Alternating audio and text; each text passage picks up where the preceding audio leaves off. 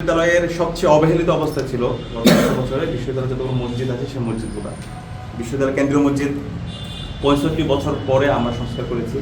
এটা আপৎকালীন সংস্কার, প্রায় ৩ কোটি টাকার মতো সংস্কারের কাজ হয়েছে। এরপরে আমাদের আজকে যে এই শারীরিক শিক্ষা কেন্দ্র মসজিদটা আছে সেটা প্রতিষ্ঠার পরে আর কোনো সংস্কার হয়নি। এখানে খেলোয়াড়রা আসে, কিন্তু নামাজ পড়তে আসার মতো সেই পরিবেশ এখানে ছিল না। বর্ষাকালে এখানে মাঠের মধ্যে পানি উঠে যায়, মসজিদের মধ্যে পানি উঠে যেত, খুব স্বেচ্ছাসেবী অবস্থায় ছিল। তো আমরা ধন্যবাদ জানাচ্ছি আমান গ্রুপকে, এই মসজিদের সামগ্রিকভাবে উন্নয়নের জন্য তারা স্পন্সর করেছে, এবং এটির সাথে আমাদের মেয়েদের জন্য জিমনেশিয়াম সেটাও স্পন্সর করেছে আমান গ্রুপ। আমরা ডাকসুর পক্ষ থেকে এবং ঢাকা বিশ্ববিদ্যালয়ের শিক্ষার্থীদের পক্ষ থেকে তাদেরকে আন্তরিকভাবে ধন্যবাদ জানাচ্ছি। এবং আপনারা ইতিমধ্যে জানেন এই শারীরিক শিক্ষা কেন্দ্রের আধুনিকায়ন করার জন্য বিসিবি থেকে 2 কোটি টাকার একটা ফান্ড এসেছে। একই সাথে মসজিদ সংস্কার এবং মেয়েদের জন্য জিমনেশিয়ামের জন্য প্রায় 60 লাখ টাকার মতো আমরা প্রজেক্ট নিয়ে এসেছি।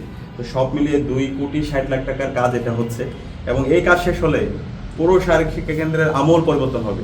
এখানকার নিরাপত্তা নিশ্চিত করা, পাশাপাশি মাঠের সংস্কার করা, খেলোয়াড়দের জন্য নতুন ইনস্ট্রুমেন্ট নিয়ে আসা, মেয়েদের জিমনেশিয়াম এবং একই সাথে ছেলেদের জিমনেশিয়াম সেটাকে আধুনিকায়ন করার জন্য আমরা কাজ করব। আর যে মসজিদে এখন আমরা আছি সেই মসজিদের এখনও কাজ চলমান আছে। এখানে এসি স্থাপন করা হবে, আবার কার্পেটগুলো চেঞ্জ করা হবে এবং আরও অনেকগুলো ফ্যাসিলিটিস ইনশিওর করা হবে। তো সব মিলিয়ে আমরা চেষ্টা করছি শিক্ষার্থীদের কাছে দেওয়া প্রত্যেকটা কমিটমেন্ট বাস্তবায়ন করার জন্য। একই সাথে ঈদের পরে আমরা শনিবারের বাস সার্ভিস চালু করছি, যেটা শিক্ষার্থীদের দীর্ঘদিনের দাবি। এখন পর্যন্ত সেটা বন্ধ আছে। শনিবারের বাস সার্ভিস চালু হবে, এবং মেয়েদের জন্য, নারীদের জন্য আমরা নতুন কিছু বাস নিয়ে আসতেছি। তো ইনশাআল্লাহ অনাবাসী শিক্ষার্থীদের দীর্ঘদিনের যে দাবি, সেই দাবিগুলো আমরা খুব দ্রুত বাস্তবায়ন করতে যাচ্ছি।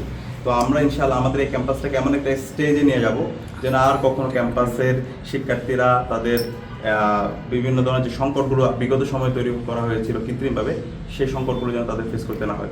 চমৎকার একটা সুন্দর একটা ক্যাম্পাস তারা পাবে, একটা নিরাপদ ক্যাম্পাস পাবে ইনশাআল্লাহ। এবং ভবিষ্যতে যারা আসবে তারা আরও ভালো ক্যাম্পাস ভবিষ্যতে যারা আসবে তাদের জন্য রেখে যাবে ইনশাআল্লাহ।